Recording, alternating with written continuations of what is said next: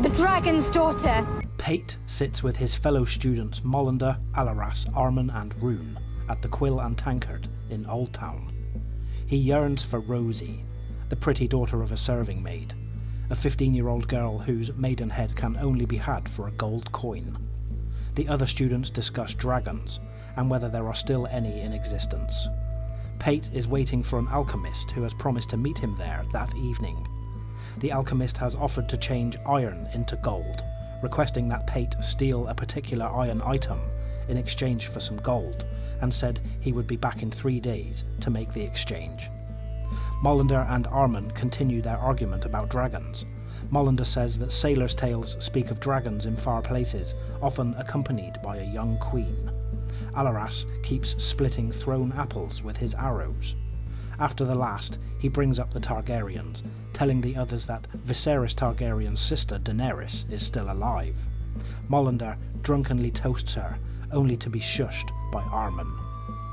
Lazy Leo then appears. Molander bristles at his appearance, Armen asking more diplomatically whether Leo wasn't confined to the Citadel for 3 more days, but Leo shrugs this off with a quip on the meaninglessness of time. And then he asks them to buy him a drink, since he lost his money gambling and eating elsewhere. He offends each of them in turn, and then attempts to mollify them by confirming that Daenerys is alive and has hatched 3 dragons as the tales come out of Karth. Archmaester Marwyn even gives them credence, Leo says. Marwyn, called the Mage, is widely considered unsound, partly because of his practice of speaking to small folk and other unwholesome people. After the others scoff, Leo adds that there is a dragonglass candle burning in Marwyn's chambers. The group breaks up after that, most of the students returning to the Citadel. Pate remains with Leo, hoping that the alchemist will still come by. Leo needles Pate a few times about Rosie. Pate wishes he could kill Leo, but Leo is a Tyrell, with relatives in positions of power. He sees the sun rising and realises that the night is over and the alchemist has not come. He leaves, with a final warning to Leo to leave Rosie alone. Pate wanders through Old Town in the early morning. After nearly being run down by a cart, he sees the alchemist standing over him. He tells Pate that he did not want to intrude on him and his friends. He has asked Pate to steal something from Archmaester Walgrave's quarters.